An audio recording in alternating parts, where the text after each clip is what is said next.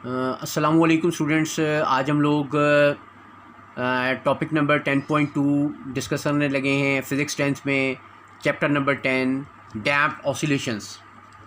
तो लफ्ज़ damped oscillations पता चल रहा है ऐसी ऑसिलेशंस हैं जो कि डैम्प हो रही हैं, जिनका एम्पलीट्यूड कम होते होते ज़ीरो हो जाता है, वो डैम्प्ड ऑसिलेशन होती हैं under the action of some resistive force. अभी डेफिनेशन देखेंगे, पहले कुछ सोचते हैं इसके बारे में। आपने न्यूटन फर्स्ट लॉ पढ़ा था स्टूडेंट्स 9th क्लास में, उसमें आपने देखा था कि जब आपकी जो है वो हमारे पास हम किसी बॉल को थ्रो करते हैं, इट शुड मूव कॉन्टीन्यूसली, लेकिन ऐसे नहीं होता। थोड़ा डिस्टेंस कवर करने के बाद हमारे पास जो बॉल होती है वो रुक जाती है। ऐसा क्यों होता है? क्योंकि फोर्स ऑफ फ्रिक्शन मौजूद थी, जिसकी वजह से वो बॉल रुक गई। अगर फोर्स ऑफ फ्रिक्शन ना होती तो वो बॉडी हमेशा मूव करती रहती। यहाँ भी यही फिनोमिना हम लेके चलेंगे। ऑसिलेशंस जो हैं अगर आइडियल हों, फोर्स ऑफ फ्रिक्शन ना मौजूद हो, तो वो कॉन्टीन्यूसली मूव करती रहेंगी, कभी भी नहीं रुकेंगी। लेकिन फोर्स ऑफ फ्रिक्शन मौजूद होती है, इसलिए वो ऑसिलेशंस छोटी होती रहती हैं और थोड़ी देर बाद जाके रुक जाती हैं। मिसाल के तौर पे आप देखते हैं सिंपल पेंडुलम को। सिंपल पेंडुलम को आप थोड़ा डिस्प्लेस करते हैं, वो ऑसिलेशन स्टार्ट करता है, but with the passage of time उसकी ऑसिलेशन छोटी होती रहती हैं और इवेंचुअली जाके ऑसिलेशंस ख़त्म हो जाती हैं। ऐसा क्यों होता है? क्योंकि फोर्स ऑफ फ्रिक्शन अफेयर वहाँ पर मौजूद थी। डेफिनेशन देखते हैं damped oscillations. Oscillations of a system in the presence of some resistive force are called damped oscillations. हमने देख लिया oscillations in the presence of resistive force. तो रेजिस्टिव फोर्स की मौजूदगी में ऑसिलेशंस को डैम्प्ड ऑसिलेशंस कहते हैं। प्रैक्टिकली आपको दिखाता हूँ, ये आपको एक डायग्राम नज़र आ रही है, वाइब्रेशन है। With the passage of time resistive force की मौजूदगी की वजह से इसका एम्पलीट्यूड छोटा होता जा रहा है, इवेंचुअली एम्पलीट्यूड ख़त्म हो गया। तो हमने देखा ये हमारे पास डिक्रीजिंग एम्पलीट्यूड वाली वेव जो आपको नज़र आ रही है, ये एक डैम्प्ड ऑसिलेशन है। इन डैम्प्ड ऑसिलेशंस का हम प्रैक्टिकल यूजेज भी करते हैं। क्या प्रैक्टिकल यूजेज करते हैं? Look here, it is your shock absorber. Shock absorber की आपको डायग्राम नज़र आ रही है। अपर पॉइंट है, लोअर पॉइंट है, पिस्टन है, लोअर सिलेंडर है, इसमें ऑयल मौजूद है। ये पिस्टन इस सिलेंडर में अप एंड डाउन मूव कर सकता है।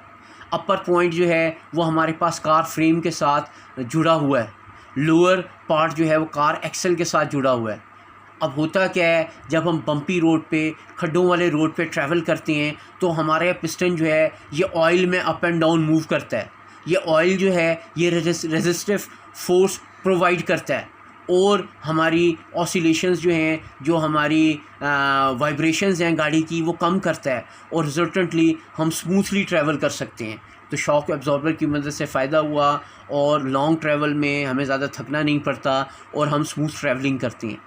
एक दफ़ा ज़रा इस चीज़ को हम किताब से देखते हैं। Students open your books, page number है हमारे पास 6, डैम्प्ड ऑसिलेशन। पहले आइडियल सिस्टम की बात करेगा। Vibratory motion of the ideal systems in the absence of any resistive और friction force continue indefinitely under the action of the restoring force. तो हमने देख लिया, अगर रिटार्डिंग फोर्स ऑफ फ्रिक्शन ना हो तो आइडियल सिस्टम हमेशा मूव करते रहते हैं, but practically it will not happen. In all the systems the force of friction retards the motion, so the system do not oscillate indefinitely. So practically ऐसे नहीं होता। The friction reduces the mechanical energy of the system as the time passes and the motion is said to be damped. वक्त के साथ साथ हमारी oscillations की mechanical energy कम होती जाती है, इवेंचुअली ख़त्म हो जाती है। तो प्रैक्टिकल एग्जांपल देखते हैं शॉक एब्जॉर्बर की। ऑलरेडी डायग्राम से आपको सिखा दिया, एक दफ़ा किताब से पढ़ लें। Shock absorber in the automobiles are one of the practical examples application of the damped oscillations. A shock absorber consist of a piston can move through the liquid such as oil and the upper part of the shock absorber is firmly attached to the body of the car, while the lower part is attached to the car axle. Sir एक दफ़ा diagram देख लें। Look here, ये आपको बताया था, ये हमारे पास एक सिलेंडर है, लोअर पार्ट में ऑयल मौजूद है, ये पिस्टन अप एंड डाउन जो है ऑयल में मूव करता है। अपर पार्ट हमारा कार फ्रेम के साथ अटैच है और लोअर पार्ट जो है हमारा कार एक्सल के साथ अटैच है। तो हमने देख लिया जब बम्पी रोड पे जाएंगे तो ये piston up and down move करेगा और खड्डों की वजह से जो ऑसिलेशन होनी है उन्हें एब्जॉर्ब करेगा और हमारे सफ़र को स्मूथ बनाएगा। आगे पढ़ते हैं किताब से। The upper part of the shock absorber is firmly attached to the body of the car. When the car travel over the pumps on the road, the car may vibrate violently, but the shock absorber damps these oscillations and converts their energy into the heat energy of the oil। तो हमने देख लिया खड्डों की वजह से जो vibrations produce हुई उसकी एनर्जी को उसने कन्वर्ट कर दिया heat energy of the oil में और हमारा सफ़र स्मूथ हो गया। डेफिनेशन एक बार फिर देख लेते हैं। The oscillations of the system in the presence of some resistive force are called damped oscillations. हमने डेफिनेशन समझ ली है। सो स्टूडेंट्स इसमें हमने 3 छोटी छोटी चीज़ें देखी। Number 1 definition of damped oscillation, number 2 example of shock absorber और नंबर 3 लॉन्ग क्वेश्चन आ जाएगा डैम्प्ड ऑसिलेशन का, उसमें पूरा टॉपिक 10.2 आप कर लेंगे। कुछ डेफिनेशंस हमारी रह गई थी लास्ट टाइम लॉन्ग टॉपिक होने की वजह से। Come here vibrations number 1। वैसे तो हमने टॉपिक्स के अंडर ये डिस्कस कर ली हैं लेकिन एक बार फिर इसको बता देता हूँ। 1 complete round trip of the vibrating body about the mean position is called 1 vibration. अगर हम एक ऑसिलेशन करते हैं स्टूडेंट्स, यहाँ मैं आपको दिखाता हूँ, ए से मीन पोजीशन ओ पर आएँ और दूसरी मीन पोजीशन बी पर चले जाएँ एक्सट्रीम पोजीशन पर, और फिर बी से वापस ए पर आ जाएँ, तो एक आने में और जाने में जितना हमने ट्रैवल किया ये एक 1 कंप्लीट वाइब्रेशन होती है। नंबर 2 टाइम पीरियड की बात करेंगे। Time taken by a vibrating body to complete 1 vibration is called time period.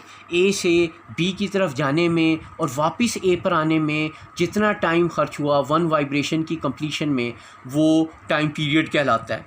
इसको हमेशा कैपिटल टी से रिप्रेजेंट करते हैं। इसका यूनिट होता है सेकेंड।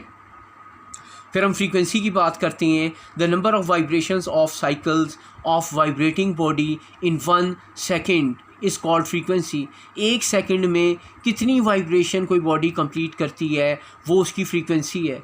अगर 5 वाइब्रेशंस कंप्लीट करती है तो 5 हर्ट्ज़, 10 वाइब्रेशन कंप्लीट करती है तो उसकी फ्रीक्वेंसी 10 हर्ट्ज़। फ्रीक्वेंसी का यूनिट जो है वो हर्ट्ज़ होता है और इसका फार्मूला होता है F=1/टाइम पीरियड। एम्पलीट्यूड की बात करते हैं। Maximum displacement of vibrating body on either side from the mean position.